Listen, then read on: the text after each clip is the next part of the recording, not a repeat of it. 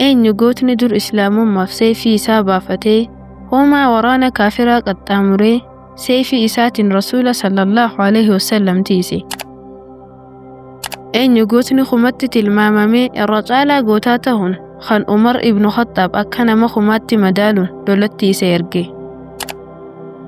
malaa'ikaan bifa isaatirratti butee jaa rasuulli sallallahu alaihi wasallam hoggaa dubbatu. inninis Zubayr ibnu Awwaami tokko akka kumaa anqa isiniif dhiheessite Hikma Abdulhamiidi kan daawwachaa jirtan chaanaala ogeessa jaalalaati. hanga dhuma viidiyoo kanaatti nu faana turan afeerraa teenyatan jaalalaati.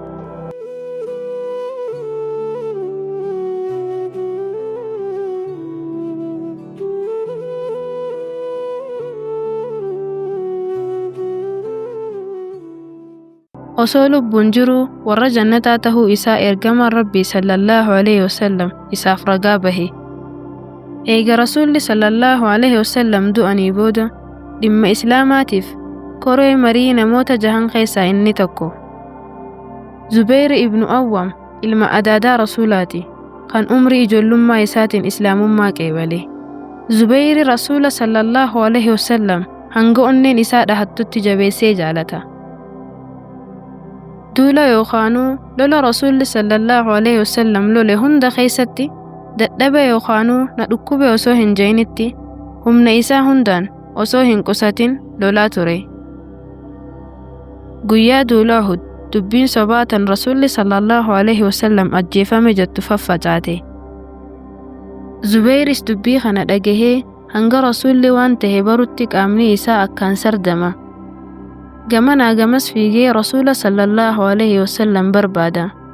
osoo inni olii fi gad dhamahee rasuula barbaadaa jiru rasuulli sallallahu alaihi wasallam itti dhufe. rasuullis yaa Zubayri maal taate maaliif akkana olii gad dhamaatee fiidaa je'ee gaafate. Zubayris waan dhagaheef lubbuun isaa obsa dhabdee rifaatuu irraa kan ka'e akka if wallaalu jiru itti hime. rasuulli sallallahu alaihi wasallam nagiya tahuu isaanii himanii fi isaa fi sayfii isaatiifis du'aayii godhaniif. Zubayris ni tasgabbaa'e. Zubayr ibnu Awwaam waan hojii isaa keessatti sahaabota biraatiin adda isa godhurraa akkuma wareegamummaa jaalatutti sahaabota jaalachuu isaarraa kan ka'e yoo sahaabonni du'an maqaa sahaabota shahiidamanii ijoollee isaatiif moggaasa. haaluma kanaan maqaa isaaniitii fi seenaa isaaniillee hambisa. eega sahaabonni du'anillee yaadannoo isaanii if biratti hambifata. sahaabota qaqqaalii fi jaalatamoo fiiq beekamoo ilmaan isaa akka haala isaanii dhaalaniif hawwii qaburraa kan ka'e ilmaan isaa sahaabota kanneeniin yaama. Abdallaa ibnu Jahshii, Munzir binu Amir, Urwaa binu Mas'uud, Hamzaa binu Abdulmuxxalib, Jaafar binu Abi Xaalib, Mus'ab binu Umeyri, Ubeydaa binu Haaris, Khaalid binu Sa'iid, Amri binu Sa'iid binu Aas. maqaa isaanowwan kanaa moggaafata.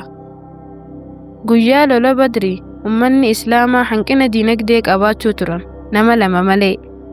lola guddaa san keessatti sahaabonni akka jiranitti farda hin qaban turan. nama 2 san keessaa tokko Zubayr ibnu Awwaami. Zubayni dheerina isaarraa kan ka'e hoggaa fardarra taa'u akka nama harra yaabbateeti. miilli isaa lafa tuqa.